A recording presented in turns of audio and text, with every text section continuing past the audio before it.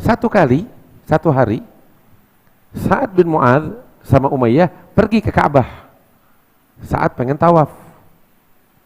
Usai tawaf, itu kan Ka'bah itu tempat kumpulnya orang-orang besar kafir Quraisy.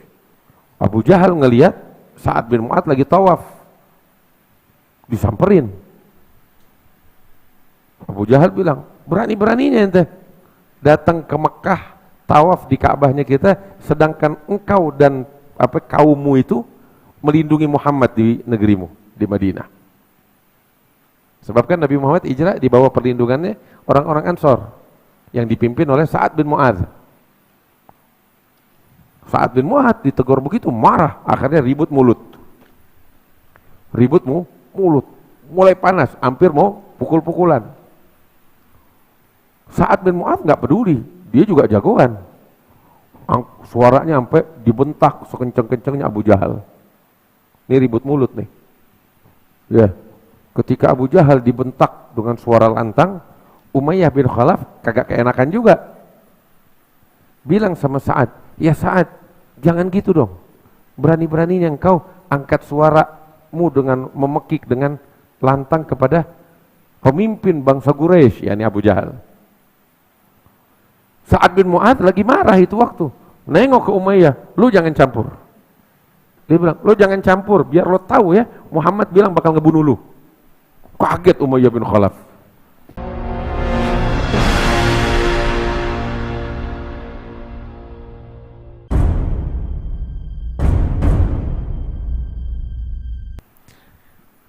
Begitu di tengah perjalanan tuh pasukan kafir Quraisy, udah di tengah perjalanan, kan Abu Sufyan bawa dagangan itu muter lewat jalan lain. Berhasil lolos sampai ke titik aman di Mekah. Begitu sampai di Mekah, dapetin Mekah kosong. Tanya kemana? Pasukan udah berangkat. Maka Abu Sufyan tulis surat, kirim orang kepada pasukan. Apa? Biar balik. Sebab yang kalian ingin lindungi itu artinya dagangan, harta benda mereka udah sampai di Mekah aman selamat. Mau ngapain lagi perang? Itu surat diterima sama Abu Jahal. Abu Jahal bilang, enggak, kita enggak pulang. Kan udah selamat, udah aman. Enggak pulang, kita bunuh Muhammad, kita habisin. Emang dari awal dendam. Kita mesti habisin Muhammad, enggak ada. Enggak ada yang boleh pulang. Kita lanjut. Mereka juga pada takut sama Nabi Muhammad, cuman juga takut sama pemimpin mereka juga nih, Abu Jahal. Serba salah, nggak ada yang pulang, lanjut. Akhirnya mereka cekcok. Abu Jahal bilang, lu mau orang-orang bangsa Arab lain ntarnya tuh lancang sama kita? Bagaimana lancangnya? Kita udah di tengah jalan, terus kita mundur balik. Ini kan menandakan di mata bangsa Arab, kita ini penakut. Kalau kita di mata bangsa Arab penakut, mereka nanti kelak bakal lancang, ngabisin kita. Nggak ada, nggak boleh ada yang pulang. Akhirnya mereka juga pikir, ya akhir, kita berangkat juga deh. Tetapi ada beberapa suku-suku Quraisy yang tetap dengan pendirian, kagak, lu siapa? Kita mau pulang, kita keluar cuma mau nyelamatin, barang dagangan udah selamat, kita nggak punya dendam sama Muhammad, lu punya dendam urusan lu.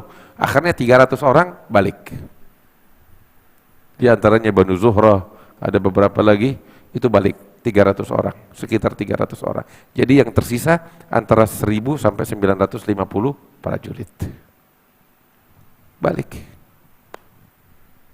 Ini berangkat. Nabi di Badar dapat kabar bahwa Gofilah pedagang selamat sampai Mekah. Dan di saat yang sama pasukan datang untuk ke Badar untuk berperang. Keadaan berbeda sekarang. Datang dengan persenjataan dan jumlah sedikit. Hanya untuk menyergap 30 orang. Ternyata udah sampai di Badar, yang datang bukan 30 orang, 950 prajurit dengan persenjataan lengkap. Wah. Mau balik ke Madinah gak bisa, udah terlalu jauh, gak mungkin. Musuh udah deket, Madinah masih jauh, nggak bisa. Mau ngirim orang minta perbantuan pun udah nggak bisa. Jadi udah posisinya Nabi sekarang terhimpit. Mau pulang kagak bisa, mau menyiapkan persenjataan lengkap nggak bisa, mau minta bala bantuan dari Madinah pun udah mepet, nggak bisa. Ya, mau bertempur itulah satu-satunya pilihan, tapi dengan segala keterbatasan. Terus lain dari itu, mereka ini kan jauh dari Madinah. Badar itu sekitar 150 km dari Madinah. Sedangkan pasukan yang ada sama Nabi itu 313 pasukan, ya prajurit, semuanya itu 270, artinya sepertiganya tuh ya. Sepertiganya enggak, hampir 3/4-nya. 3/4 pasukan itu orang Ansor semuanya yang nggak punya sangkut paut sama Quraisy. 3/4-nya tuh orang Ansor. Terus juga Nabi terikat perjanjian sama orang-orang Ansor. Waktu hijrah, orang-orang Ansor bilang, kami siap membelamu, ya melindungimu selama engkau ada di tengah-tengah kami di kota Yathrib, Madinah. Nah sekarang mereka 150 km dari Madinah. Nabi juga nggak bisa menuntut orang Ansor untuk berjuang, sebab ini bukan musuhnya orang Ansor, dan juga orang Ansor bukan di Madinah, nggak tertuntut untuk membela Nabi Muhammad. Perjanjiannya begitu. Jadi Nabi cuma punya berapa? 70 orang doang. 74 atau 73 orang. Ya. 73 lawan berapa? 950 sampai 1000. Yang 240 masih belum tahu statusnya. Nabi juga tuh lihat akhlaknya. Akhlaknya Nabi. Nabi bisa aja ngomong sama orang-orang Ansor, ayo dong belain kita, tapi Nabi nggak lakukan itu. Nabi menghargai perjanjian antara mereka satu sama lain. Nabi nggak bilang, ayo dong bantuin kita udah kepepet. Nabi nggak bilang gitu. Tetapi Nabi menunggu inisiatif mereka. Kalau nggak ada inisiatif dari mereka pun, Nabi nggak memaksa. Sebab bukan pertempuran mereka, bukan perangnya mereka itu. Akhirnya Nabi duduk sama para sahabatnya. Di situ 313 itu udah lengkap. Tapi sebagiannya kan orang-orang Ansor. Nabi duduk, Nabi bilang sama mereka, Ayuhan nas, katanya Rasul sallallahu alaihi wasallam, Innallaha wa'adani ihda al-husnain. Allah menjanjikan untukku satu di antara dua. Immal air wa imman nafir. Al-air itu adalah gafilah pedagang dengan segala harta benda dan kekayaannya. Allah janjikan anak itu, atau kemenangan di medan tempur. Ya. Nabi bilang gitu. Allah janjikan bakal aneh satu di antara dua. Mendapatkan gafilah pedagang dengan segala kekayaannya, atau mendapatkan peperangan prajuritnya 950. Dan kelihatannya kata Nabi, gafilah pedagang udah lepas dari tangan kita, udah nggak ada harapan. Jadi satu-satunya yang ada di depan mata kita perang melawan prajurit yang besar itu. Nabi bilang begitu. Nah, Anda mau tanya sama yang orang bagaimana pendapatnya? Orang-orang muhajirin yang jumlahnya 73 orang, memang mereka lah. Peperangan itu kan antara orang muhajirin sama orang Quraisy. Mereka siap emang datang untuk bertempur. Mereka bilang, Sayyidina Abu Bakar berdiri bicara. Dalam pembicaraannya, mereka bilang, ya Rasulullah, kita siap berperang, jangan takut. Nabi dengar, Nabi puji. Asyiru alayya, ayo. Siapa lagi mau ngomong, kasih masukan bakal aneh. Ini keadaan kita begini. Umar bin Khattab berdiri, bicara juga, memberikan semangat. Kita siap berperang. Nabi masih belum puas. Bilang lagi, nengok kanan kiri, ada lagi gak yang bisa kasih masukan? Ayo, ngomong. Maka berdiri Sayyidina Miqdad bin Aswad dengan khutbahnya yang melegenda itu. Dia bilang, ya Rasulullah, la naqulu laka kama qalat Banu Israil li Musa, idhab anta wa rabbuka faqatila inna hahuna qa'idun. Sayyidina Miqdad bilang kepada Rasul sallallahu alaihi wasallam, ya. Naam.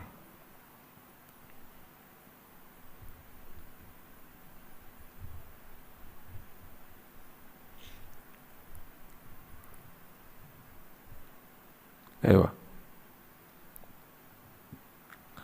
Nabi bilang, Miqdad bilang, ya Rasulullah, kami ini tidak akan pernah mengatakan kepadamu seperti yang dulu dikatakan Bani Israel kepada Nabi Musa. Nabi Musa itu waktu diperintahkan oleh Allah untuk masuk ke tanah suci, ya, bersama rombongan Bani Israel yang jumlahnya ratusan ribu, ketika akan memasuki tanah suci yang dijanjikan itu, Ardul Muqaddasah, ya, tanah suci itu udah dihuni oleh orang-orang pribumi sana, orang asli sana. Mereka itu terkenal pemberani, pejuang, dan kejam, Jabbarin. Nah, begitu udah depan mata mereka tanah suci itu, Nabi Musa bilang, ayo kita masuk ke sana. Bani Israel bilang sama Nabi Musa, ya Musa, enggak, inna fiha qauman jabbarin, di dalam tanah suci ada penduduknya orang-orang yang kejam, berkuasa. Wa inna lanadkhuluha madamu fiha, kita enggak bakal mau masuk ke sana selama mereka masih ada di sana. Bagaimana? Mau enak aja. Katanya Nabi Musa, ayo lu masuk. Ini udah dijanjikan sama Allah. Mereka bilang, enggak, kita takut, enggak mau. Di sana ada qauman jabbarin. Wa inna lanadkhuluha madamu fiha, kita enggak bakal pernah mau masuk selama di orang masih di sana. Mereka angkat kaki baru kita masuk. Akhirnya ada satu dari dua orang dari sahabat setianya Nabi Musa bilang sama Bani Israel, kalian ini gak usah bertempur, itu udah dijanjikan sama Allah. Tugas kalian cuma ngelangkah masuk ke tanah suci. Begitu kalian masuk, kalian menang. Udah gak perlu bertempur lagi, cuma masuk ngelangkahin kaki, kalian menang. Dan bertawakallah kepada Allah kalau kalian beriman. Jadi udah enak, nggak perlu bertemu, cuma ngelangkain masuk ke tanah suci, lu menang udah. Apa jawab mereka? Mereka bilang, ya Musa, jangan maksa Nabi.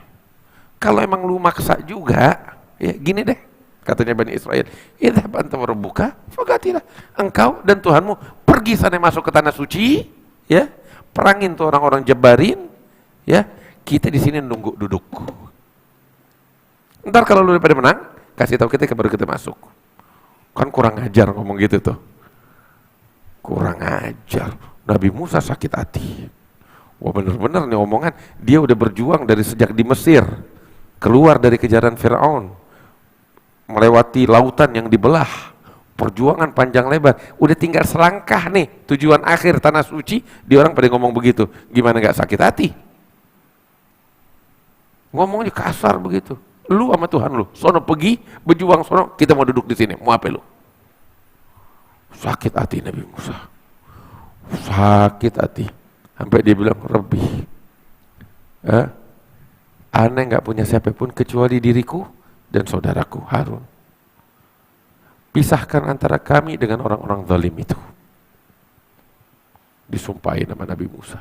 Maka saat itu Allah Ta'ala bilang, fa innaha muharramatun alaihim arba'ina sanatan yatihuna fil ard. Allah Ta'ala bilang, kalau memang demikian, maka tanah suci Allah haramkan kepada mereka. Selama 40 tahun mereka keliling, nyasar tuh, ya, terombang-ambing di padang pasir tersebut 40 tahun. Nggak boleh masuk, diharamkan oleh Allah tanah suci. Sampai akhirnya semuanya binasa di situ. Semuanya binasa. Yang boleh masuk ke tanah suci, anak keturunan mereka. Mereka semuanya diharamkan oleh Allah. 40 tahun terombang-ambing di tengah padang pasir. Dihukum sama Allah. Gara-gara itu ucapan. Hatta Nabi Musanya pun nggak masuk tanah suci. Nggak bisa masuk tanah suci. Nabi Musanya juga meninggal di saat di tempat itu. Cuman dia minta sama Allah, ya Rabb, ketika ajal datang nih, saya minta dekatkan saya dengan tanah suci sebatas lemparan batu. Dia lempar batu, nah di situ saya mau matinya. Dekat. Walaupun nggak bisa masuk, yang penting dekat, dan kuburannya sampai sekarang masih ada. Ya. Dekat dengan tanah suci. Tapi bukan di dalam tanah suci. Udah. Nabi pas duduk sama sahabat, Mikdad bilang, "Ya Rasulullah, kami nggak bakal pernah mengatakan kepadamu seperti yang dulu dikatakan Bani Israel kepada Nabi Musa. Idhab anta wa rabbuka faqatila inna hauna qa'idun." Pergi engkau dan Tuhanmu berjuang, kita duduk di sini. Enggak. Tapi yang akan kami katakan kepadamu, idhab anta wa rabbuka faqatila inna ma'akum muqatilun. Pergilah engkau dan Tuhanmu berjuanglah di jalan Allah, kami bersama engkau berjuang di jalan Allah. Wah. Nabi dengar gitu, itu mukanya Nabi berbinar-binar. Gembira luar biasa. Kenapa? Dapetin umatnya lebih hebat dari umatnya Nabi Musa. Itu sahabat semuanya yang dengar gitu, termasuk Sayyidina Abu Bakar, Sayyidina Umar, bilang, coba gue yang ngomong beginian. Tapi emang nasibnya Mikdad, Allah bukain hatinya bisa ngomong kayak begitu. Nabi itu gembira luar biasa. Itu khutbahnya tuh melegenda, khutbahnya Mikdad bin Aswad. Dikenal. Allah. Terus Nabi puji dia, gembira. Terlihat tuh semua orang ngelihat senyuman manisnya Rasulullah. Gembira, itu kan yang dicari. Artinya puncak harapan para sahabat itu ngelihat senyuman manisnya Rasulullah. Ini didapat oleh Mikdad. Sahabat juga ngelihat senyuman manis, mereka gembira luar biasa. Duduk Mikdad, kirain Nabi mau berjuang. Ternyata Nabi masih bilang, ayo kasih masukan lagi. Orang-orang Ansor paham. Berarti ini yang dari tadi ditunggu masukannya nih, bukan muhajirin. Kita nih kelihatannya, cuman dia nggak ngomong. Kenapa nggak ngomong? Akhlak. Nggak mau menyalahi perjanjian yang udah dibuat. Allahumma sholli alaihi. Tapi mereka paham. Sa'ad bin Mu'adz bilang, ya Rasulullah, ka'annaka ta'nina. Ini kelihatannya nih, yang engkau tuju bukan muhajirin, tapi kita orang Ansor. Nabi senyum, ajal, iya, kalian yang aku tuju. Mereka paham. Nah, maka saat itu Sayyidina Sa'ad bin Mu'adz paham. Ini Nabi ini, yang Nabi maksud bukan, yang Nabi tuju bukan orang-orang muhajirin, tapi kita nih orang-orang Ansar. Maka Sayyidina Sa'ad bilang, ya Rasulullah, laka'annaka ta'nina. Ini kelihatannya nih, dari awal nih yang kau tuju kita nih. Maka Nabi dengan tegas bilang, ajal, na'am, itu artinya. Maka Sa'ad bilang, ya Rasulullah, ini yang saya paham nih, kelihatannya engkau tidak mau mengutak-atik perjanjian kita. Waktu di Aqabah, waktu dulu kita bilang kita siap membela engkau tatkala engkau di Medina. Sekarang engkau nggak di Medina. Itu yang engkau nggak mau utak-atik kan? Nabi bilang iya. Maka Sayyidina Sa'ad bilang, ya Rasulullah, izinkan saya bicara, mewakili mereka semua, orang-orang Ansar. Sebab Sa'ad bin Mu'adz pemimpin kaum Ansar. Nah, beliau bilang, ya Rasulullah, katanya,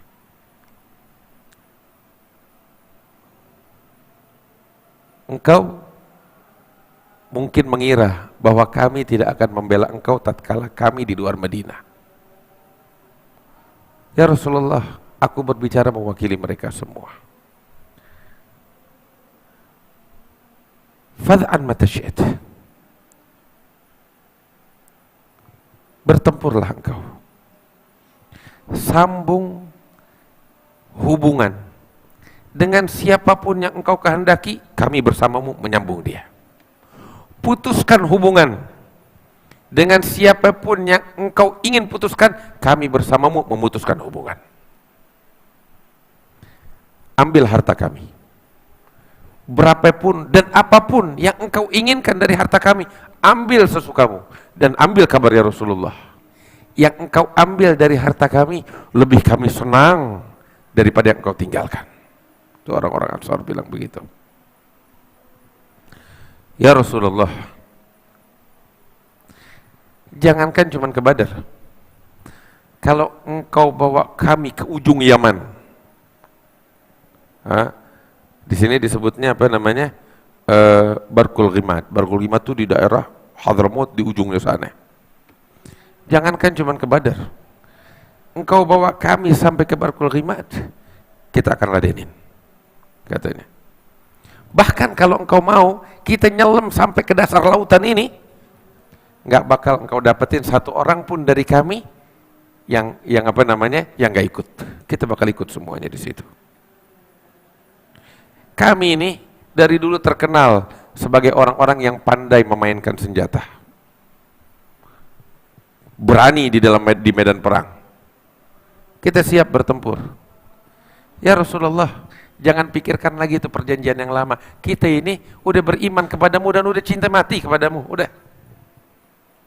Ya Rasulullah, betul kaum kami di Madinah banyak gak ikut. Ini kita cuma 270, sedikit dibanding yang ada di Madinah. Mereka gak tahu kalau engkau bakal menghadapi pertempuran. Yang mereka tahu cuma apa namanya, menghadang 27 orang, 30 orang. Dan kau juga dari awal bilang yang mau ikut-ikut, mau enggak. Mereka enggak tahu kalau ini bakal menghadapi pertempuran. Demi Allah, kalau mereka tahu, enggak bakal seorang pun dari mereka yang melewatinya. Itu Sa'ad bin Mu'adz bilang begitu. Engkau bawa kami kemanapun, kami ikut. Dan lihat, nanti di medan tempur, engkau akan melihat dari kami hal-hal yang membuat engkau gembira ya Rasulullah. Artinya di medan pertempuran engkau bakal lihat bagaimana kita berjuang, engkau bakal bangga dengan kita. Allah. Nabi dengar gitu tuh, nggak kalah juga kegembiraannya setelah seperti mendengar khutbahnya Mikdad. Gembira luar biasa. Langsung Nabi bilang, absyir, absyiru, ambil kabar gembira. Begitu dengar khutbahnya Mu'adz, baru terkeluar bisyarah. Absyiru, ambil kabar gembira. Seakan-akan aneh lihat sekarang dengan mata kepala aneh, katanya Rasulullah, orang-orang kafir Quraisy tergeletak, mati, terbunuh di medan perang, dan kemenangan di tangan kita. Faka'anni bimasari al-gaum, katanya. Seakan-akan aku lihat, nih, orang-orang itu bakal terbunuh di tempat-tempat itu. Udah, maka saat itu mereka berdiri semuanya untuk mempersiapkan apa yang dipersiapkan di medan tempur.